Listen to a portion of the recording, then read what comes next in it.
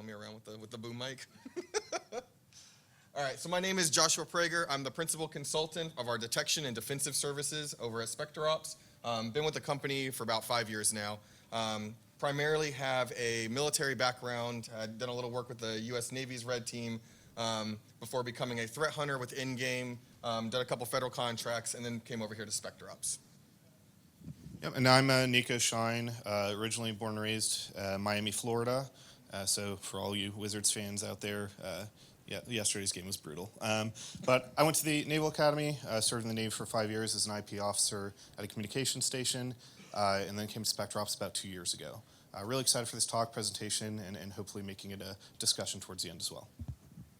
Yeah, we didn't put this together with putting the two Navy guys together, but that is kind of how it turned out. So, all right. So the purpose of this presentation, what I want to talk about, like I said, is the business impact perspective of what pen testers and red teamers need to execute in the environment, essentially to demonstrate to our clients, like at a minimum, your defensive scalability, your defensive strategies are failing you, and these are the reasons why, okay? And then from a defensive capacity, these are the techniques that we'll talk about here in a second that these are your keep calm and rebuild the forest type of scenarios, okay? So at a minimum, we need to make sure we have detections for these, okay? So what spurned this? We did some compromise assessments for a couple clients, and we did find an actual compromise, and it was a really, really bad one, to the point where the client said, I need you to write recommendations on how to recover from this really, really terrible situation. And the compromise was so deep, and it was spanning so many corp and subdomains that I was like, I honestly don't know how to recover from this. This is really bad. So I had to do a whole bunch of research. I had to take bits and pieces of response and remediation strategies from across Microsoft and Paris and a couple other organizations. I had to put it together in a way that was coherent. And so that's essentially what I'm going to show you on the second half of this presentation is kind of like a 10,000-foot view strategic response kind of wrapped up for electronic compromise, okay? All right, so what are we talking about? We're talking about domain persistence. There's not a MITRE technique ID for domain persistence. It incorporates a bunch of different technique IDs, okay? And I don't want to be so specific that I can't be flexible or elastic with my definition of this. But ideally, domain persistence techniques do have a couple common denominators. The evidence of these are generally indicative of a larger attack path, okay? If I see the adversary having created and abused the KRBTGT account to generate a golden ticket, I can assume that the adversary established a foothold, was able to do local privilege escalation, was able to enumerate a privileged group, was able to in some way abuse a domain admin or some sort of misconfiguration on a service account, and eventually reach the KRBTGT to generate a golden ticket. I can assume its actions and objectives are going to be pretty powerful as well, right? So that's one common denominator. The other common denominator is typically these techniques are representative of having required tier 0 access, okay? They have to have access to a domain controller. They have to have access to endpoint configuration managers. They have to have access to a privileged account that has access to these tier 0 assets as well, okay? And then probably the hardest part about this is from a immediate incident response perspective, these are very, very difficult to scope if any of these techniques are identified in your environment. It becomes on the CISO's shoulders to essentially have to pick and choose what risks they accept to put their head to sleep at night, knowing that maybe full access was not evicted for the adversary because these techniques do incorporate so much detrimental part of the environment, okay? So we're going to be talking about basically how to identify these techniques. We're going to be talking about how to triage and how to kind of look at them from the consideration of a pen testing and red teaming perspective as well, because I want this talk to be appealing to both offensive and defensive, which is kind of SpecterOps' whole MO, right? We're going to talk a little bit about how to triage them, and then we're also going to talk about how to recover if any of these techniques are seen. Now, I'm going to provide you one essential like electronic compromise recovery strategy. It's going to be very, very high level. Your environment is going to be very unique. Your clients' environments are going to be very unique. It's not a one-size-fits-all, but it's a good starting point. It's a good boilerplate, okay? The thing to remember is when I was originally giving this talk, I had a couple kind of like advisors saying, hey, why don't you write remediation strategies for every single technique? And the point that I wanted to convey was there is not one strategy for every single technique. If you see any of these techniques, these are the strategies you have to consider across the board, okay? And that's really, really important to take away. All right, so what we're going to be talking about is credential theft on the domain controller, okay? We're going to be talking about NTDS access, DCSync. We'll be talking about golden ticket, diamond ticket, some certificate theft, and then finally SSCM site takeover. If you just sat for Dwayne and Chris's talk on misconfiguration manager, it's essentially going to be talking about the defensive portions of their project that I developed for their like GitHub repo and everything, okay? Through testing and validation.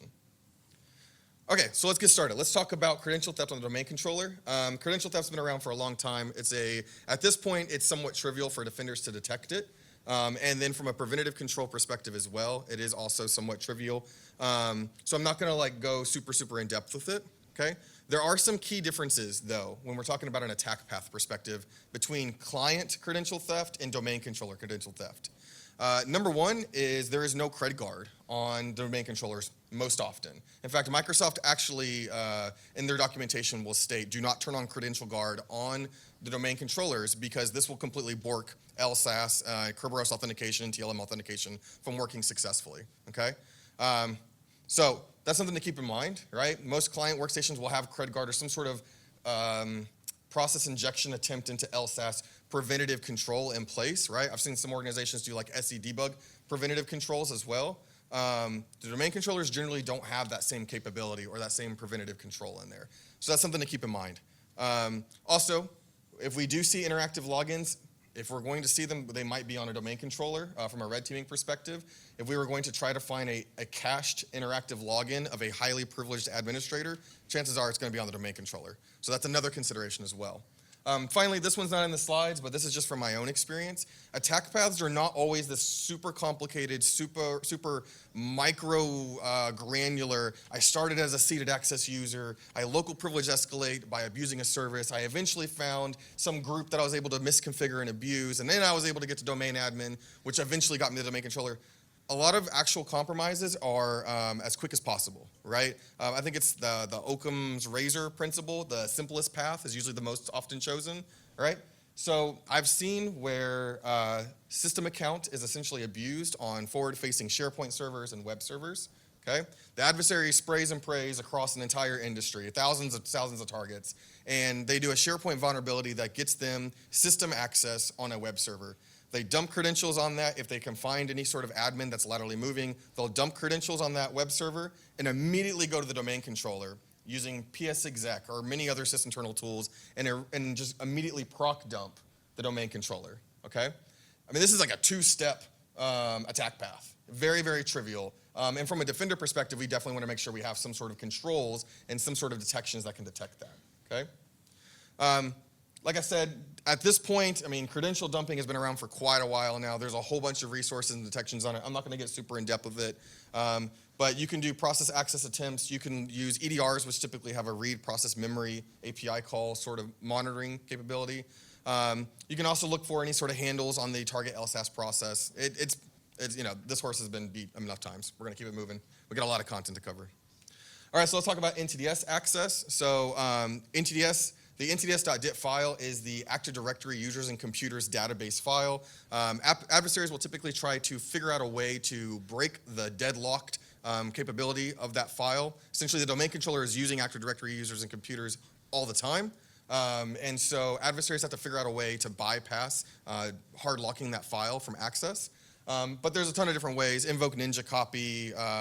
You can make a snapshot of the file system. There's a bunch of different ways to do it. And one of the things that we can do is we can set what's called a system access control list. We'll talk about them here in a couple different slides. But essentially, if you're familiar with the term ACLs, right, access control list, most defenders think of them from the perspective of I can stop people from getting to an object or I can give people access to an object. You can also set up custom auditing on an object as well, which isn't as well known. So you can set system access control lists on the NTDS.dit file. Additionally, there's a lot of default system access control lists that have custom auditing already built out of the box with Windows. A lot of times when I talk to defenders, they'll say things like, we don't ingest any 4662 events or any 4663 events because they're too verbose. But that's because they don't understand. These are all SACLs set on individual objects. And you can filter those individual objects. You can be as granular as you want. I only care about the DP API domain backup key. I only care about the NTDS.dip file. I don't care about every SACL, just those two. You can be as granular as you want from a data shipper level, and it's important to remember that. There's a couple different event IDs that we can essentially use. Generally, they're aiming at the volume shadow copy service either being started, executing a snapshot, or exfiltrating a snapshot, or exporting a snapshot. And we can utilize these event IDs. These slides will be up afterwards, and we're also going to link them on our GitHub to this project as well. I want these to be kind of a reference point. I really like presentations where it's like you can go back later and be like, all right, let me generate a detection for this. Let me go through their slides and see what they got, all right? So I'm not going to go into super in-depth for every one of these data models. All right, so let's talk about DCSync. DCSync is very, very well known. Directory service replication. It's the default way that like primary, or they don't have primary and secondary, but domain controller A and domain controller B will talk to each other. And if I change my password in New York, it's replicated over to California. This is how this is done, right? Adversaries will abuse this, and they will, they can pick all of the users in the environment, or they can target a particular user in the environment, and they can sync the data, which essentially they're looking for the credentials in this case, a copy of the NTLM hash of those users that are synced to Active Directory, okay? There's a couple different ways that defenders can detect this, okay? Typically, I've seen detections based on the host level telemetry, so there has to be a audit category turned on for directory service replication on the domain controller. And it's essentially going to tell you anytime someone utilized the extended attributes necessary to conduct a directory service replication, okay? And then it usually is upon the defenders to determine, was this a machine account doing it? Was this a user account doing it? Things like that. There's also the DRSU API. This is the network protocol layer of directory service replication. That can be leveraged as well. There is a caveat to that is a little less well known, and that I've done some research on. If you, as an adversary or a pen tester, right, a red teamer, you have access to the domain controller, okay? If you DC sync on the domain controller that you're already connected to, okay, you're not going to go over an external interface or over like an outbound interface over like a typical IPv4 or IPv6. You're actually going to use the loopback to do DRSU API. That's very, very important to know. If your organization from a defender perspective only has Palo Alto detections or firewall-based DC sync detections, you will not pick up local loopback stuff. And most firewalls avoid monitoring any kind of loopback configurations. So if the adversary is able to get access to the domain controller and then conduct a DC sync, yeah, you'll essentially communicate over the loopback and evade most network-based detections for DC sync. Okay. All right, I'm going to pass this to Nico. He's going to cover golden ticket and diamond ticket. All right, good morning, everyone. Thanks for coming out here. Quick show of hands, who's familiar with Kerberos? Okay, perfect. So I'm going to skip the overview, if that's okay, just in the interest of time. The important thing to know with golden ticket attacks is the KRBTGT account, right, is going to generate the key of the password, and it's going to use that to encrypt those TGT tickets, which we care about. What a golden ticket attack does that's going to be so difficult, you can see here the operational flow, right? Adversary is going to need that domain name, the SID of the domain, the account impersonate, and that KRBTGT password hash. They're going to pass that data to a new ticket. In our research, we use tools like Mimikatz, Rubius. Adversaries can also do stuff out of the box if necessary. And that ticket's going to be saved in the current session ticket cache. And that new ticket's going to give access to whatever that KRBTGT account had access to within the domain. So we're going to talk a little bit about some of the data sources that we can use to draw from golden ticket attacks, because the important thing is, right, once that initial ticket is requested from the KDC and it's modified locally by the adversary, when it's used from then on for TGS requests, it's really difficult to detect, right? And what we're trying to get at with the golden ticket attack, diamond ticket attack, and whatever Pokemon game they name it after next, right? I think Sapphire ticket came out in November. These ticket attacks first started back in, I think, 2014 with Benjamin Delpy's research. Each iteration of these ticket attacks, which you'll see as we progress to diamond ticket, requires less and less interaction with the KDC and more work that's done locally and modifying the tickets. So some of these event IDs that you're going to see and security event IDs that you're going to see are really difficult to depend on as standalone detections, and that's what we're ultimately trying to get away from. So some of the data sources we're going to look at, right, we have event ID 4768, which is going to be the TGT requested. So for golden ticket attacks, the adversary is going to request that ticket from the KDC, bring it in locally to modify. From then on, however, you're going to get 4769 events when you're requesting access that has to be checked and verified within Kerberos as a whole. So something that we came up in our research that we thought was interesting is event ID 4627 is the group membership information. You can sort people into groups locally within your domain. And when you look into your SIM and you're looking at either Kibana, Splunk, whatever you're using, you can see all of the SIDs associated with the user generated by this event. And something we noticed is golden ticket attacks usually added a global admin, domain admin SID to that user that should normally be there. So if you're triggering detections based on group membership information when a user joins a group that they're not supposed to, i.e. Global domain admins, you can trigger that detection, verify their tickets locally using a tool like Klist. So the detection strategy we're going to do is generally going to be based on this event ID 4768 and 4769. So we're going to have to rely on other stuff in defense and depth, right? Other things we have in our domain to detect the theft of the KRBTGT password hash and the anomalous use of that account. We don't want to solely base it on these ticket requests, but what we can do and did notice is that you can look for 4769 events that don't have corresponding 4768 events, usually a sign that a ticket was modified or created locally, which we'll get to later, since it didn't get that initial request from the KDC. So any and all requests you see after that point with the 4769 events without that corresponding 4768 event means that you're looking at a modified ticket, and at that point you can go further into triage. And you can also use Klist for validation. Again, Microsoft, when a lot of these security issues were brought up, said this is how it's built, this is a feature, not a bug. So we kind of have to work around the open door that's left there, right?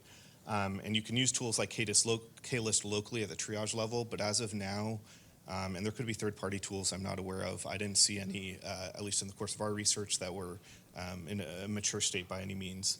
But it's really hard to look at all the tickets that a user has associated with them and use that as a detection, unfortunately. So quick show of hands, who's familiar with BPMN diagram notation?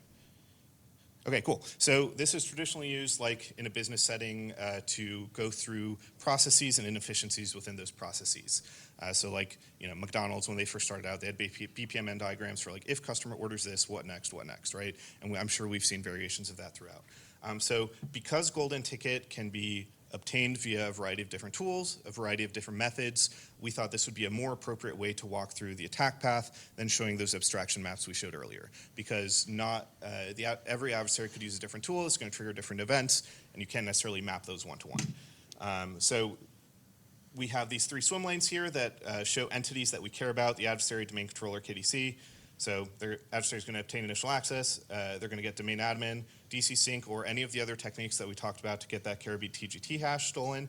It's going to be used to create a golden ticket, which is going to be passed to the current session, and from then on they can request access with a KDC for further resources. So when we get to diamond tickets, which is where the adversary is creating their own ticket, or instead of golden tickets where the adversary is creating their own ticket, diamond tickets are a lot more difficult because the adversary is modifying an already genuinely, legitimately issued TGT that was issued by the KDC, right? So you can't even track some of the other events that we mentioned because they're just grabbing a ticket over the wire that's already been created and modifying that. So what you're going to be doing with what the adversary is going to be doing with the diamond ticket attack is there's a portion of every TGT called the pack, right? And that pack is encrypted, signed with a KRBTGT hash, and in there it's going to show the permissions the user has, the date the ticket expires, lots of other useful information, right, just for the local administration of what that ticket has access to. So what the adversary is going to do is once they're able to break the KRBTGT hash, they can use that to decrypt the whole ticket as a whole, right? And I'll jump here real quick, just a little out of order. But you can decrypt that pack, modify it to give you the permissions you need, and then use that ticket that was already legitimately issued. So at no point did the adversary directly ask the KDC for a ticket. They just took something over the wire that was already accessed. So again, we can try to lean on these 4768 events without corresponding 4769 events. Of course, that's not going to be foolproof. We're going to need other things in defense and depth. We can look at event ID 4648, which is going to be a logon with explicit credentials, right? 4672, special privileges assigned to new logon. And what we're doing here is trying to catch the behavior around that diamond ticket. Because like Josh mentioned, right, this is part of a larger attack path. They're most likely not going to make a diamond ticket and call it a day. They're going to try to use their new privileges to escalate and move through the environment. So the detections we're going to depend on are already existing detections we have to monitor for those elevated permissions. You can also look for Kerberos ticket lifetimes. If the adversary is bad, they're just going to leave the default Mimikatz 10-year lifespan on the ticket, right? So you can just throw out a detection for 10-year lifespan since that's not commonly seen in the environment. Again, any adversary is worth their salt, and if they've gotten a diamond ticket in your domain, they've invested significant resources, time, and energy into doing so, they're probably going to modify it to be more similar to what they've observed in your environment in terms of ticket lifespans. Going quickly here, so we can also track anomalies in these requests, and we have to employ additional validation techniques. We can use tools like Klist or the get Kerberos ticket cache. Again, that's more useful at the triage level to see, okay, I had this event that was triggered, they have a SID, the user has a SID I'm not expecting for their permissions, Klist their tickets, oh look at that, there's a forged ticket in their current cache. And again, here's just that BPMN diagram for that adversary attack path. All right. So from, going back to golden ticket and diamond ticket real quick before we get into ADCS. In real life, right, if we have defender for endpoint, a lot of times it'll have some sort of ticket-based alert that we get. I've done augmentation with SOCs before where we get that defender for alert and it's like anomalous ticket usage for a user, whatever. And I can't tell you how many times I've seen the SOC go, this alert is always false positive prone. Nobody really cares about it. Set it to informational, move on with life, right? And it's like it could be indicative of a very large attack path. It could also be a false positive, no lie, right? But we have tools and capabilities that we can at least triage quickly. We can use things like get Kerberos ticket cache. We also have Klist commands. If we're using tools like Defender for Endpoint, they have like investigation packages, and they can even run PowerShell commandlets like in a live response capability. But unfortunately, what happens 99.9% of the time is the SOC sees this alert so often because there is a Kerberos ticket being requested for a service that hasn't been requested in 3 months, and we see this alert and call it informational and call it a day. So it gets. I recognize that when it comes to detecting golden ticket and diamond ticket and sapphire ticket, and who knows what Pokemon game they'll come up with next, it does get somewhat difficult in real life trying to track these 4769s, 4768s when they're happening 21 million times in our environment every day. Okay. All right, so let's talk about ADCS. So Active Directory Certificate Services. Basically, the typical operational flow for an adversary getting access to the root CA and then attempting to steal the private certificate is they would need sort of local admin or system on the CA, the certificate authority. They're going to try to identify any of the private keys on the certificate authority, and then they're essentially going to use the domain, the data protection API or DP API master key, which can be gained through having system on these machines, and decrypt that private key or reestablish a new private key. What I've seen is I haven't seen adversaries do ADCS certificate theft beyond the capacity of actually just trying to steal or copy or exfiltrate the private key. But SpecterOps has researched ADCS quite a bit. And I think at this point, going a little out of order, at this point, we're on ADCS attack path, is it 14 or 15? 13, there you go, so 13 was just published. So there's a whole bunch of Active Directory Certificate Services attack paths that exist. I haven't researched all of them just because there are so many of them now at this point.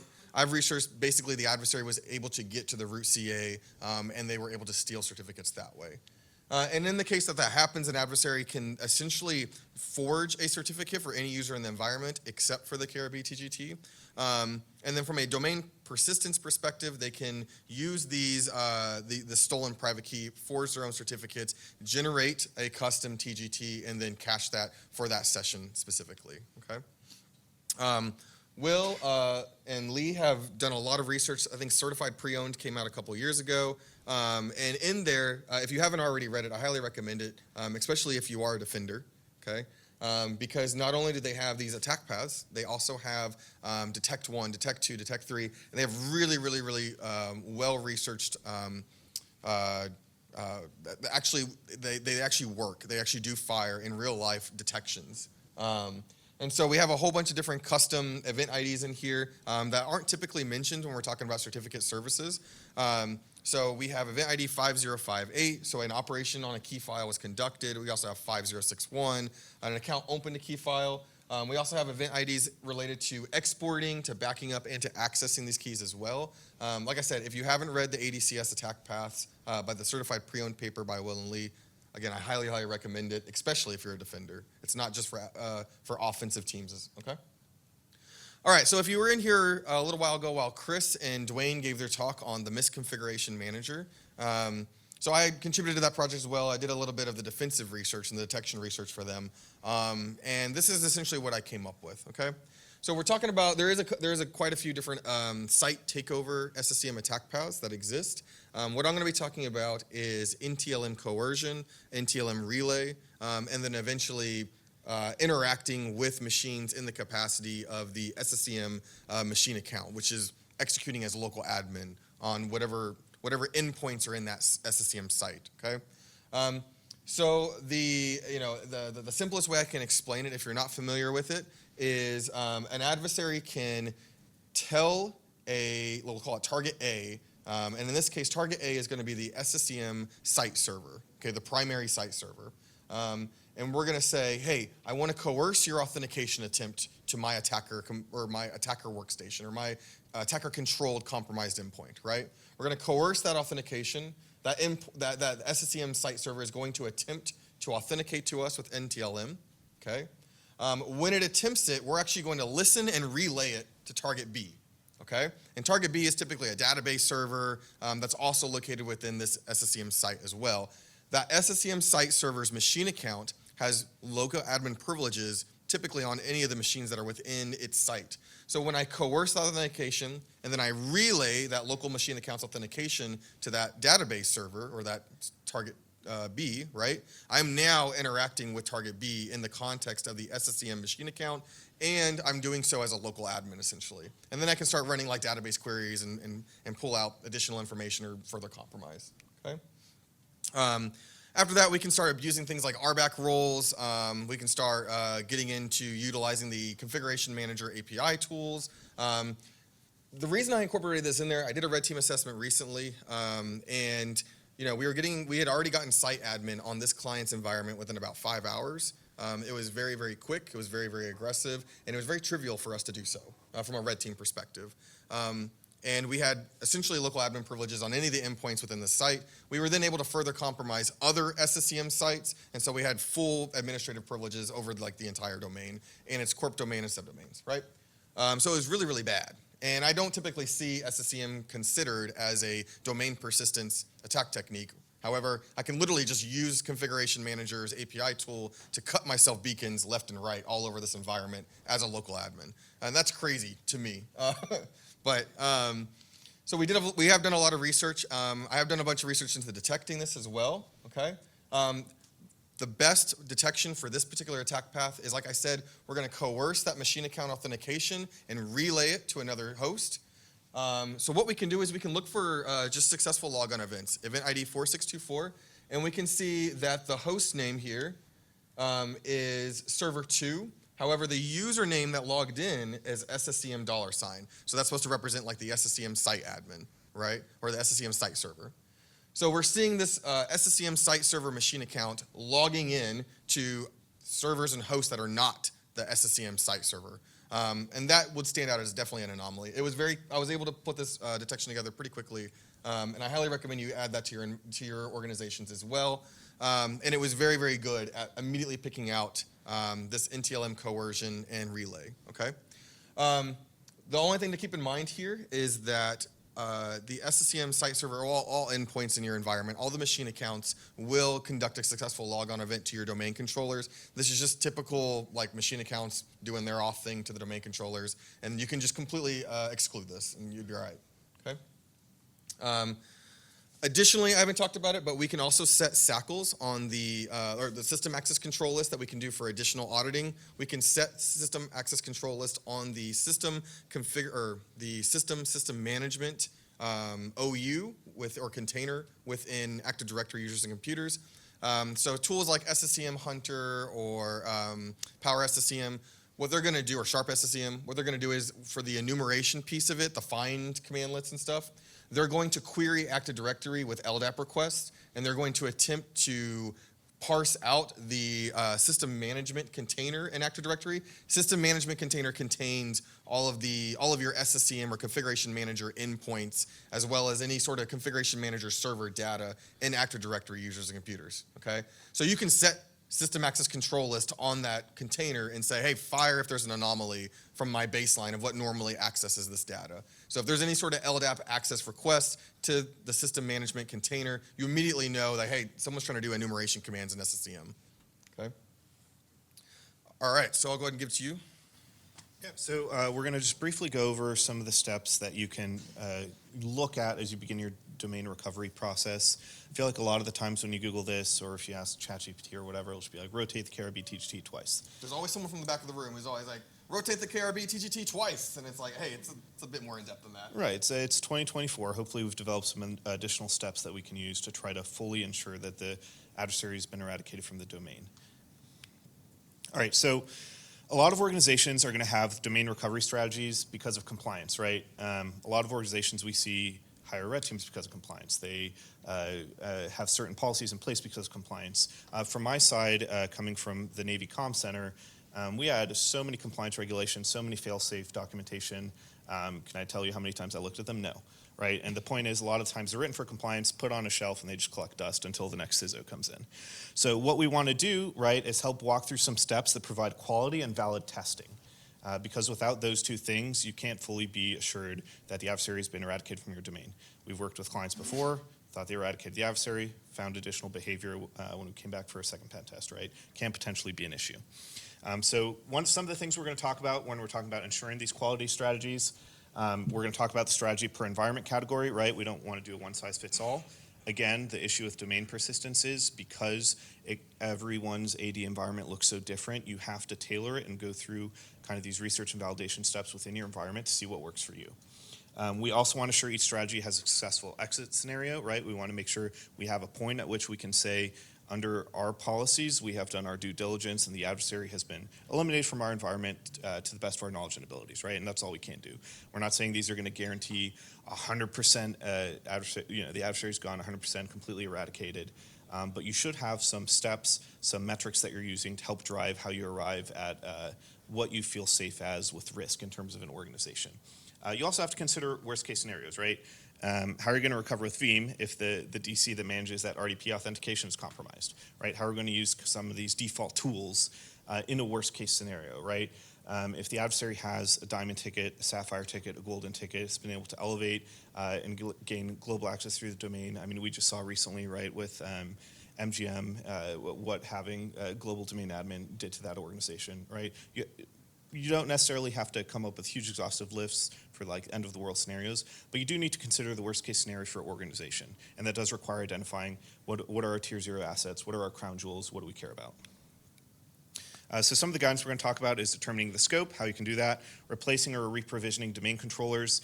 That will most likely be necessary if domain controllers have been compromised, rotating accounts and object secrets, rotating certificates, enable additional auditing, right? And again, the point being, a lot of these security event IDs that we've talked about from Sysmon and Windows are not enabled by default, especially if it's Sysmon, right? Because you have to put Sysmon on the host. So looking into these SACLs and finding the objects you care about and then enabling those SACLs to generate those IDs is important because the event IDs I was talking about for golden ticket and diamond ticket, right? Those are not by default. You have to set SACL on Kerberos, which requires a few different, or on the KDC, which requires a few different steps in your environment. All right, so for the scope of the investigation and containment, this is going to be focused on systems or users that were flagged an alert, right? Your SOC received a detection, either received a list of a potential host or domain that was compromised. And then you're also going to talk about the impact of that privileged access, right? So you're going to talk about how the severity can be escalated due to the privileged access required from domain persistence. You don't get seeded access and immediately get domain persistence. You get a domain admin, which again has additional issues we have to think about in our consideration for detection and removal of the adversary.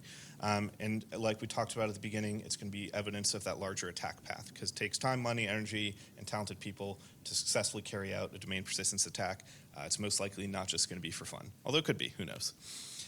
So identifying the population of affected systems and users, we want to look at our known affected systems. So there's going to be tier 0 systems are going to be where our initial focus is, right? Makes sense. We want to drive the adversary from tools and capabilities that allow them to authenticate themselves, elevate themselves, move through different portions of the domain laterally. So looking at those access points and choke points first is what we want to do. So domain controllers, the KRBTGT service account, right? Seeing if that password was leaked potentially over the wire in traffic, if the adversary slipped up. We want to look at those certificates that Josh mentioned. We also want to look at that primary site server that could potentially be used for the SCCM attacks. And when we're looking at those potentially affected systems, we want to consider what that privileged access means, right? If you're a financial institution, that could be a totally different thing than if you're a biotechnology company with secrets, patents, whatever that you want to keep on guard, right? Two different goals of security, two different tier 0 assets that you could potentially care about. So you're going to determine those principles locally, determine what your tier 0 is in your organization, and kind of move from there forward through your recovery steps. And the goal here is going to be identify that accurate scope so that you can contain quickly. Right? You want to, as quickly as possible, remove the ability of the adversary to exfiltrate data and move laterally within the environment.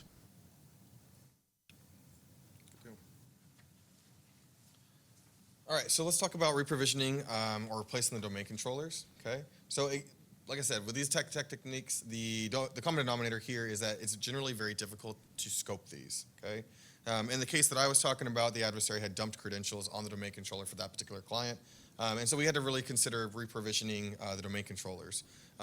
That's not always the case, okay? And it's not the case for all these attack paths. However, there are some inherent risks that you're going to have to accept when an adversary achieves the level of access that they have, and we see any of these domain persistence techniques, okay? There are some limitations in security rotation. For example, Microsoft says that you cannot rotate the domain DPAPI backup key, which is kind of true. We did some side research, and you actually can rotate the domain DPAPI backup key. Only problem is most organizations are not going to trust third-party tools to rotate something that, if messed up, will just completely encrypt the entire environment. Fair enough, fair enough.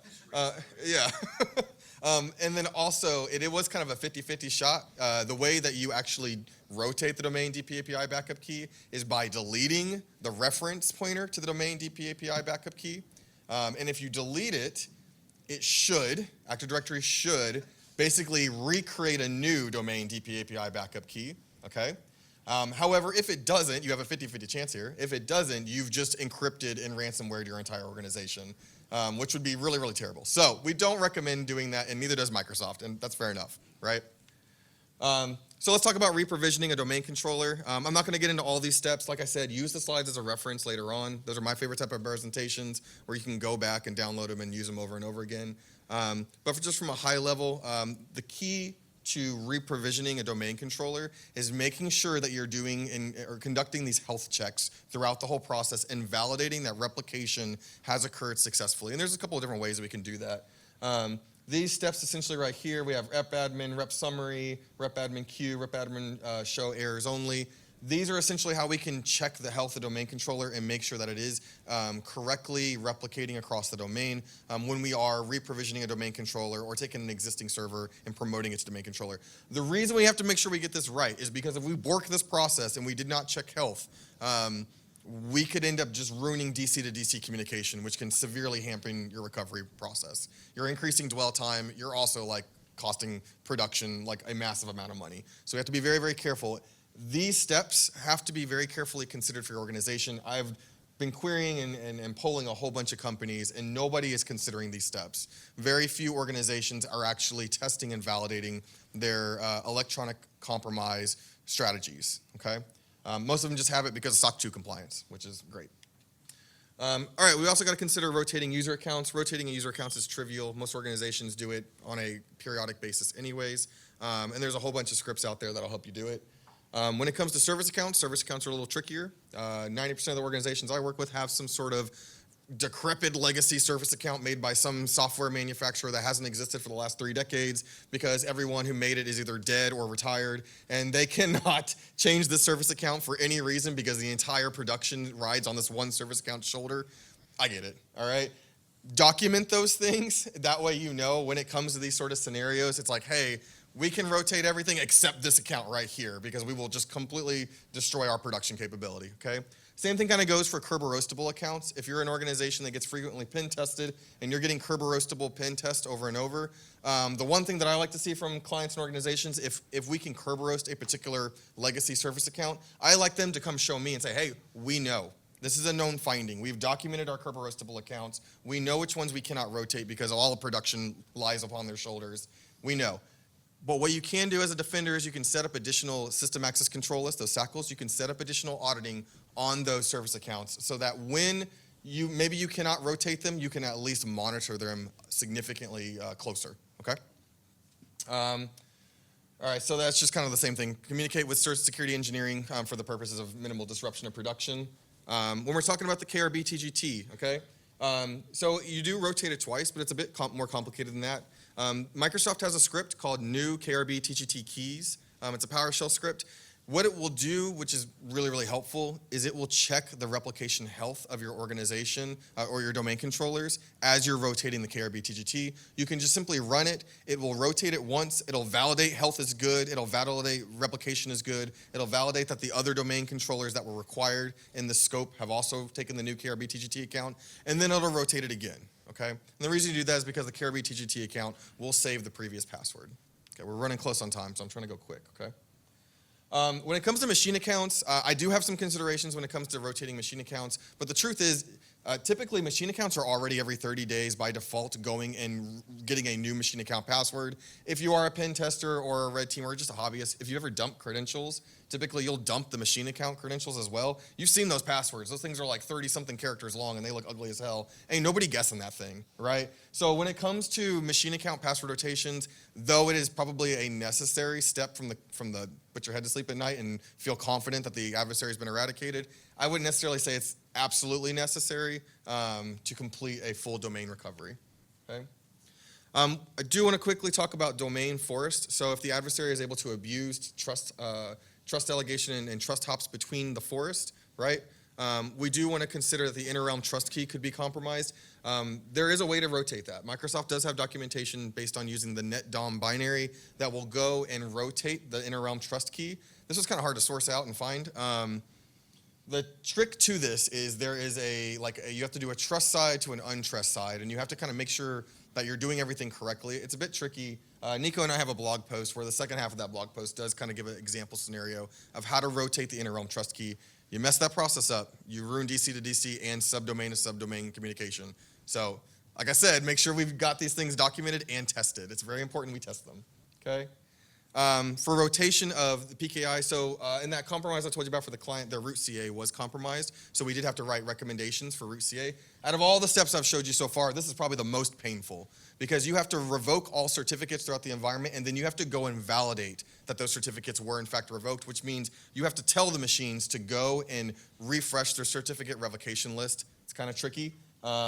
But ideally, once you do that, you cut yourself some new private key and public key, store the private key on the new root CA, offline that thing because that thing never should have been online to begin with to get compromised. That's important to remember. But make sure you offline that root CA so you don't get recompromised. And then another thing that's really, really important here is an adversary can go and unrevoke a revoked certificate if they still have access to your environment. So make sure you set the labels to all the certificates you revoked to CA compromise. Okay? And then we're coming up to the end. Good. So additional auditing, I'm not going to give you a long spreadsheet of all the event IDs your defenders should have in their organization because that's ugly and not helpful, right? How should we add additional auditing to our organization? We have to come up with use cases. If you don't, as defenders already have detections for the attack techniques, the domain persistence attack techniques that I showed you, I highly recommend that you get those in your organization. And if you are a red team or a pen tester and you're not considering validating those attack techniques can be executed in your environment, highly recommend and in the most benign and neutered way possible, you do in fact validate these techniques can be executed because that's your business impact. That's what's driving your pen testing services, okay? All right, so that's just kind of a quick conclusion overview. Is there any questions? No? Okay. Appreciate it. Go for it. All right, we'll be around. If y'all have any questions, we'll be around. Feel free to hit us up and ask us anything you want. Yeah, and as some of the resources you'll get after this, you'll have the GitHub where we have blog posts, detections, the slides, a lot of other stuff we've kind of gathered. Again, we kind of rush through this because there is so much for each of these components, and we go into a little more detail there. And again, we'll be available if you have in-person questions too. When will those be live? I'll put them on right after this. Yeah. Like, give me like 5 minutes and I'll upload them. Yeah, today.